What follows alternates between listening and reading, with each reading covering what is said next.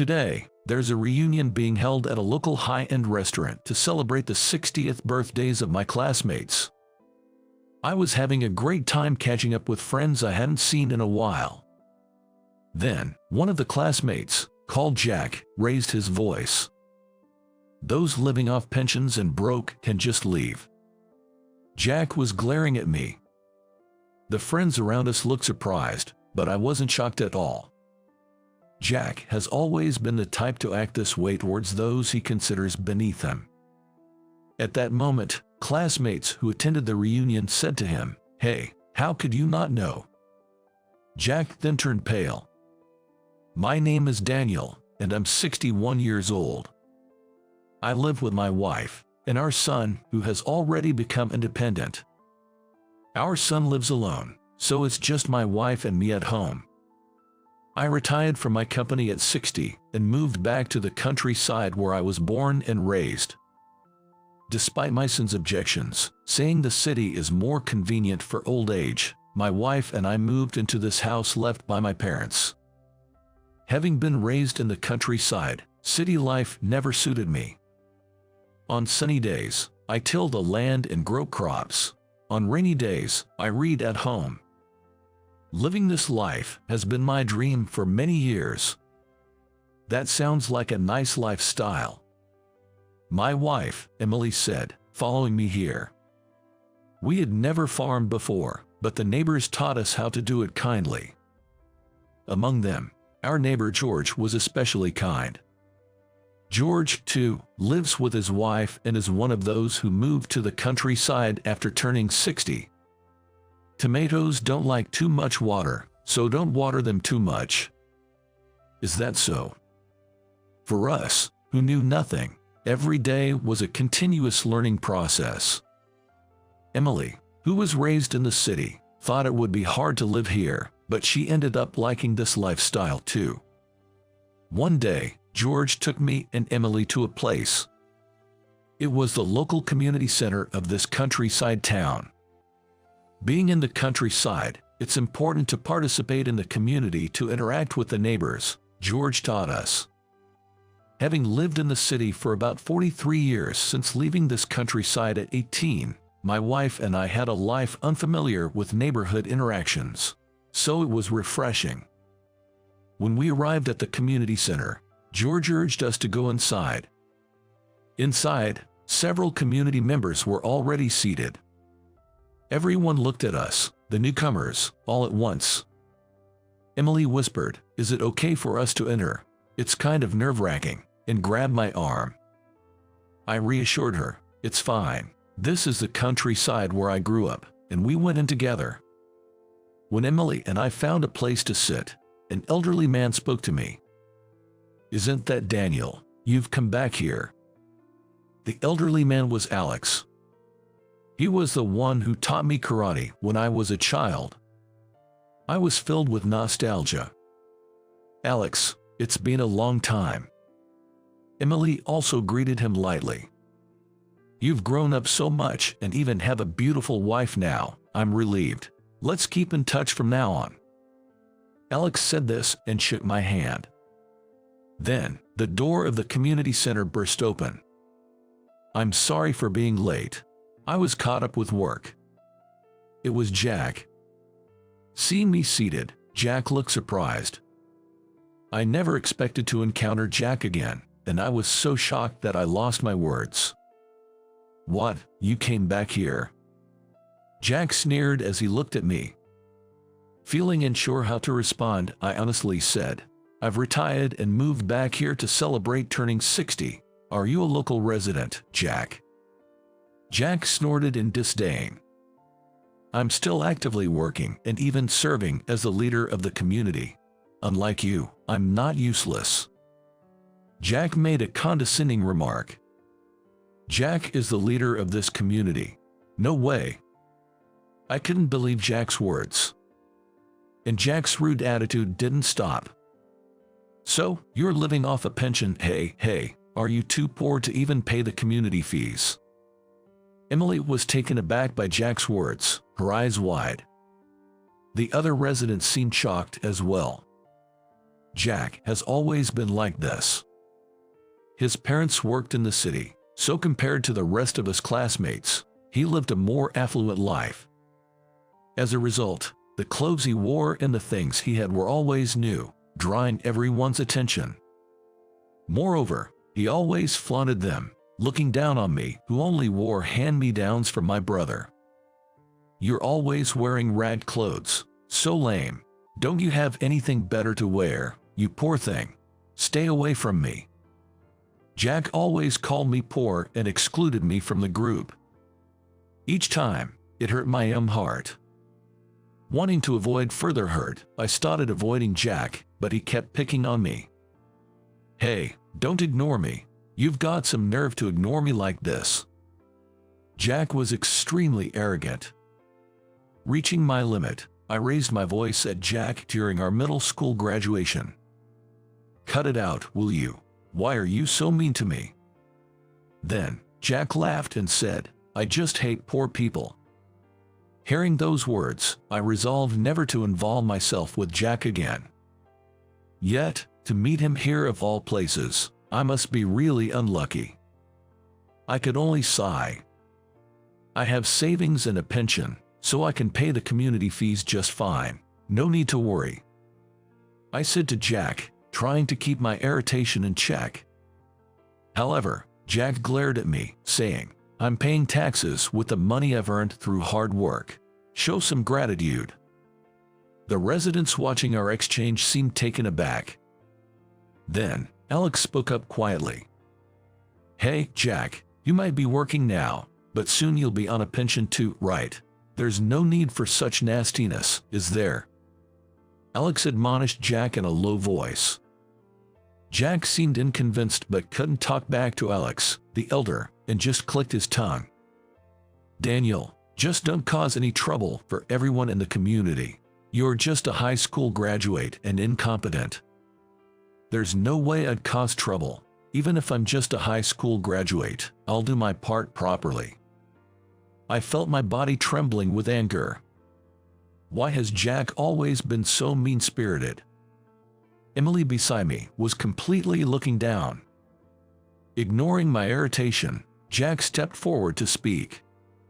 "Today, we need to decide who will be in charge of cleaning the park tomorrow." Jack made an unbelievable statement. Usually, we ask people to clean in turns, but this time, I thought we'd ask those who are free because they're living off pensions. The community center buzzed with whispers. In this rural town, many residents live on pensions. It was unbelievable that he would make such a statement.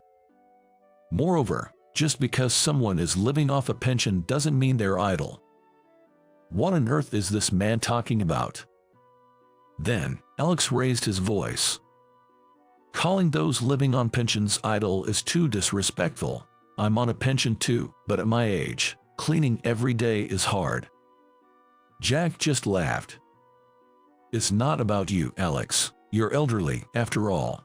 I was thinking of asking the idle Daniel to take on the cleaning duty." Emily and I were in disbelief. We couldn't understand why we, who had just joined the community, had to be assigned cleaning duty. As I looked puzzled, Jack immediately glared at me. "You're not working anyway, and you must be bored at home, right? Take this chance to clean up the town." I was too angry to speak and just nodded. Emily felt the same. After a while, when the community meeting ended, Emily and I wanted to leave the community center before Jack could say anything else, so we started to run. But Jack stood in our way as if to block our path. "Also, create this document and insert it into the circular notice. Make sure it's done by tomorrow." I couldn't stay silent any longer at Jack's words. Isn't this a bit too forceful? Isn't creating the circular notice the leader's job? We have to do the cleaning as well. Then Jack glared at me again. "What? Talking back to me? Do you think you're so important?" Jack crossed his arms and raised his voice. I raised my voice too, not wanting to be outdone. "Aren't we ex-classmates? There's no superior or inferior among us." "What are you talking about? I graduated from a prestigious university and am now a manager at a major company. On the other hand, you are unemployed and living on a pension. There's a world of difference between you and me. Don't lump us together." Jack seemed determined to treat me as an unemployed pauper. My second life in the countryside, which I had looked forward to, was ruined because of Jack. Without saying anything, Emily took the circular notice documents and said, "Let's go home quickly." I ignored Jack and went home. Upon arriving home, Emily started to get angry. "What is Jack so rude? Saying you're incompetent, living off a pension, and poor. How could he say such things?" I was surprised. Emily is usually gentle and rarely gets angry. "I'm sorry for making you feel uncomfortable." When I apologized, Emily shook her head. "You didn't do anything wrong. Let's enjoy living in the countryside together." Emily comforted me. From the next day, we were busy with community activities. After breakfast, Emily and I arrived at the designated park. This park is the largest in the countryside, even including a sports ground. Are we supposed to clean this huge park, just the two of us? Surprised, I started cleaning with Emily. Initially, I was irritated by Jack's high-handed attitude, but as I cleaned, I felt refreshed, as if my mind was being cleansed. While we were quietly picking up trash, George came in his jogging suit. "I'll help out. Usually, more people clean this park, so it will take a lot of time with just the two of you." Saying that, George started putting trash into the garbage bag. "George, thank you so much. We really appreciate it." Emily and I were touched by George's kindness. Then, Alex came along, saying, "I don't know if an old man like me will be of much use, but I can at least pick up trash." "Thank you."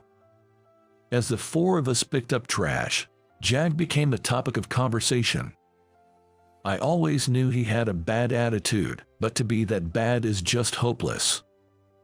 "Exactly. He's too rude to you, Daniel." Both seemed unable to forgive Jack's disrespectful behavior. Even when electing the leader, he nominated himself but doesn't participate in any community events because they're a hassle. And to make demeaning remarks about those living on pensions is unforgivable. Don't you have anything to say about it? Alex looked at me. I laughed and said, "Jack has always been like that, so I'm used to it by now." It seemed like Alex and George were surprised by my words. Thanks to the help of our two friends, we were able to finish much earlier than planned. "Thank you so much. It's all clean now because of you two. Would you like to come over for some coffee as a thank you?" Emily said, and both nodded happily. We arrived home and served coffee and sweets on the porch. Alex and George enjoyed the treats with relish. I loved these leisurely moments in the countryside. Sitting on the porch always brought back old memories. Alex, with a smile, asked me, "Daniel, what made you decide to come back here?" I have been working in the city ever since graduating from high school and was mentally and physically exhausted. I had made up my mind to move to the countryside once I retired.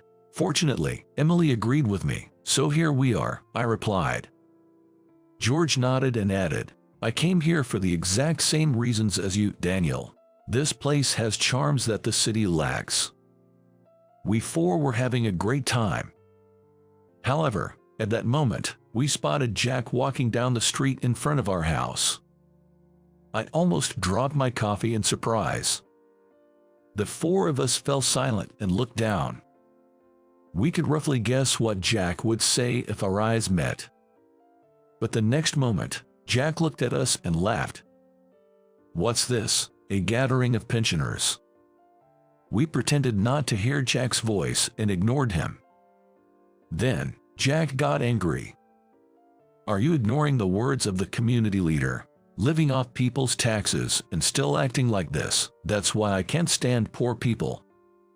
At Jack's words, George's face turned red with anger. "We've paid our taxes too in the past. How can you speak like that? Who do you think you are, Jack?" Alex and I tried desperately to calm George down, but his anger didn't subside. Jack, too, was shaking with rage. As a community leader, I'm working for this countryside. You have no right to criticize me. If you're so upset, try working at a major company like I do. Jack left in anger. Jack really thinks highly of himself, doesn't he? It's truly unpleasant, Emily remarked. George, it's best not to mind Jack. He's always been like that. Worrying about him is a waste of time and energy, I advised. George nodded at my words, but he seemed disheartened. For a while, we didn't encounter Jack, and peaceful days continued. Emily and I, along with creating the circular notice documents, gardening, and having coffee with George and his wife, were enjoying our time. However, we hadn't realized that this was the calm before the storm. One morning, I went to fetch the newspaper that had been delivered to the mailbox. Just then, I saw George from the neighboring house coming out with a large cardboard box in his arms. Curious, I called out to him. George, is something wrong? Hearing my voice, George looked at me with a lack of energy. Actually, the landlord suddenly told us to leave. I was shocked to hear George's words. I immediately asked him why, and his answer shocked me even more. It seems Jack had something to do with persuading the landlord behind the scenes. I was at a loss for words. I knew Jack was bad, but I didn't realize he was this bad. That's unacceptable. I'll go talk to Jack about this. It's okay. I don't want to have anything to do with him anymore. George looked utterly exhausted. Do you have a place to move to yet? George quietly shook his head at my question. Because we were told to leave just 2 days ago. For now, we're thinking of going to my wife's parents' place, George said. I felt a deep disdain for Jack. Jack is not human. I was infuriated beyond words. After that, George and his wife drove away in a small truck. I stood there, rooted to the spot until the truck was out of sight. Worried that I hadn't returned after going out to get the newspaper, Emily came outside. When I told her about George, her eyes widened in shock. I can't believe it. Exactly. Emily and I lived with a sense of loneliness without George for a while. Then, Emily and I decided on something. We resolved to leave the community group. We knew well that leaving the community group in the countryside might lead to being looked at unfavorably, but we absolutely did not want to have anything more to do with Jack. When I told Jack about our decision to leave, he laughed loudly and said, I guess the community fees were too much for you, huh? But I no longer had the desire to talk to Jack and completely ignored him. He continued to grumble something in the background, but Emily and I walked away without paying any attention and went home. From that point on, our countryside life became even more enjoyable. Because we no longer had to worry about Jack. Since we started our countryside life, our first autumn arrived. True to the phrase of fruitful autumn, our garden's chestnut tree began to bear many chestnuts. And then, I received a postcard. The postcard was inscribed with an announcement for a middle school reunion. Additionally, it mentioned a celebration of our 60th birthdays. Emily peered over and said, the venue is a high-end restaurant. How lovely, but honestly, I wasn't keen on going. Because I thought Jack would likely attend the reunion. However, Emily told me, we don't know how many more chances we'll get to meet our classmates. Just ignore Jack and go. Considering we were all past our 60th birthdays, I thought Emily was right. I decided to attend. On the day of the reunion, I changed into the clothes Emily had prepared for me. Having Emily pick out my suits since my working days, this familiar scene made my heart flutter. Emily smiled at me and said, I hope your reunion with your classmates will be a joyful time. I put on my shoes and left the house. I felt a bit awkward in my seldom worn suit, but I was looking forward to meeting my classmates. I took the bus and got off near the high-end restaurant, then walked the rest of the way. The restaurant had an imposing gate, and I felt a bit nervous entering. I was led to a room at the back, where several classmates were already chatting. The table was set with a lavish course meal that all looked delicious. I looked around. Jack hadn't arrived yet. I hoped it would stay peaceful if Jack didn't show up. As I took my seat, my classmates started talking to me nostalgically. "It's been so long. You've completely turned into an old man." That's true for both of us, isn't it?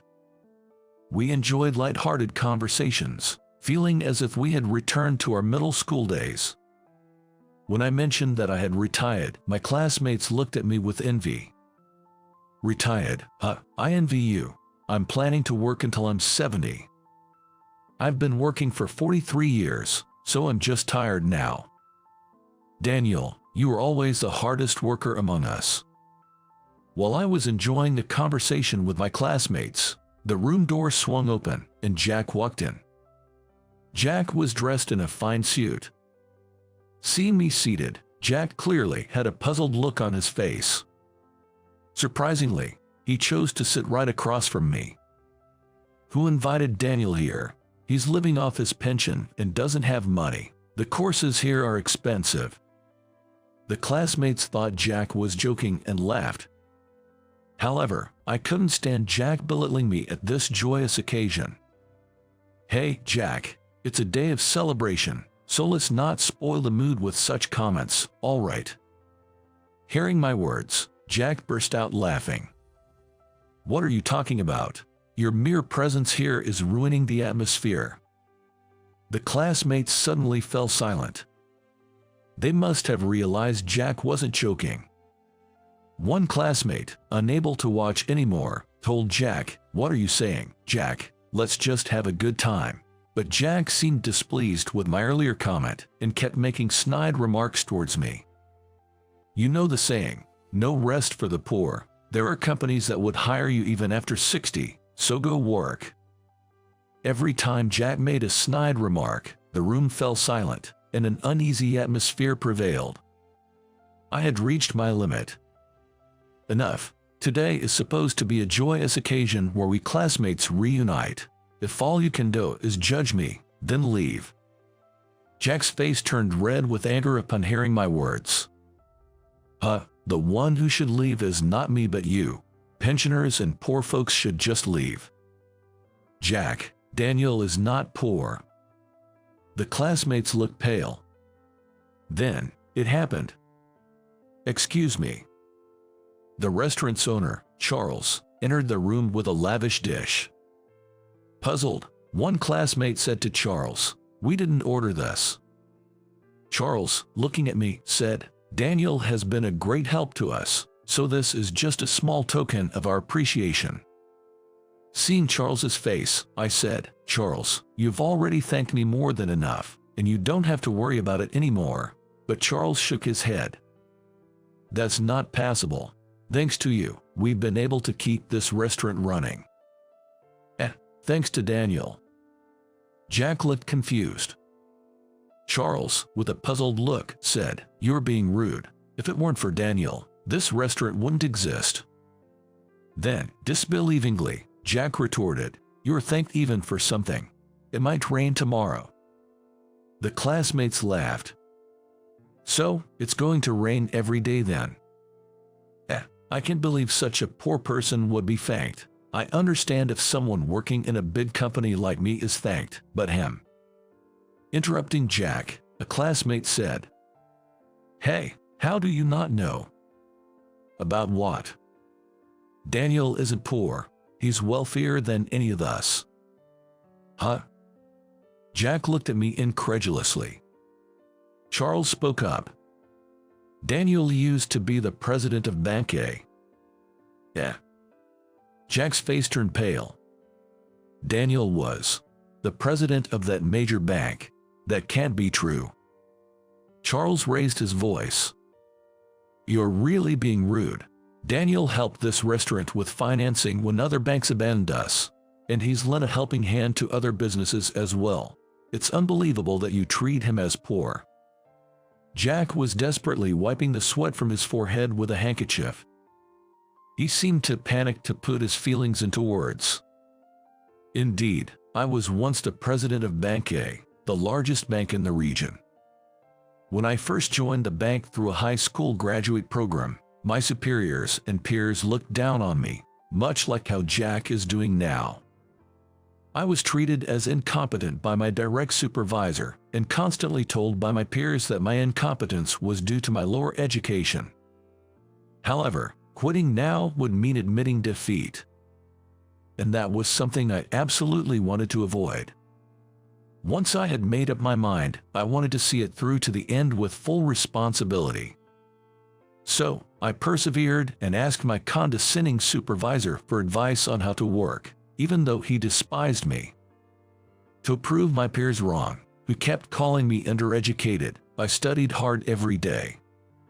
I arrived at the office earlier than anyone else and did everything I could, including cleaning and odd jobs. Gradually, I gained strength, and even the supervisor, who had looked down on me, began to rely on me. 30 years after joining the company, I was approved at the shareholders' meeting to become the president of Bank A. Despite all the employees being elite graduates from prestigious universities, it was unanimously decided that I would be the president. I was truly surprised when I was approached about becoming the president. Typically, presidents come from prestigious universities. When I hesitated, the previous president, Mr. Anderson, said to me, "You are the only one fit to be the president of this bank, Daniel. It doesn't matter what your academic background is. What's important for a president is how much you can work for the bank." Hearing these words made me truly happy. It felt like my efforts up until now were being recognized. I dedicated myself to my work, keeping Mr. Anderson's words close to my heart. The bank thrives thanks to the people and companies in the community. Therefore, I wanted to be of some help to them. I actively participated in loan discussions, which presidents usually do not attend, and provided loans to struggling businesses and residents. The companies I loaned to became more profitable and deposited significant amounts of money in Bank A. Thanks to this, Bank A grew even larger. People who received loans thanked me with tears in their eyes, and when they ran into me on the street, they thanked me with a smile. This alone made me proud of my work. I was indeed the president of Bank A, but that's all in the past. I have no intention of boasting about it now, I said. My classmates applauded my words. Then, one of them said, "Isn't Jack's company in partnership with Bank A? It would be wise not to be disrespectful to Daniel anymore." Jack's face turned even paler.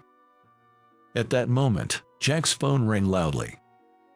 With a feeble voice, Jack answered the phone. "Hello, what do you mean? I'm being demoted." Jack was thrown into a panic. The classmates watching nearby wondered what was happening as they looked at Jack. After hanging up, Jack looked at me and started to apologize. "Daniel, I was wrong in everything I said and did. Please forgive me." "Jack, it's too late now. No matter how much you apologize, the hurt you caused me remains," I replied. No way." The reason Jack apologized to me was probably because I had inadvertently discussed Jack's behavior with President Johnson of his company during a drinking party. During my time as president, I had provided a significant loan to Jack's company. Since then, I had become drinking buddies with Mr. Johnson. When I discussed Jack's lack of common sense with Mr. Johnson, he clearly looked perplexed.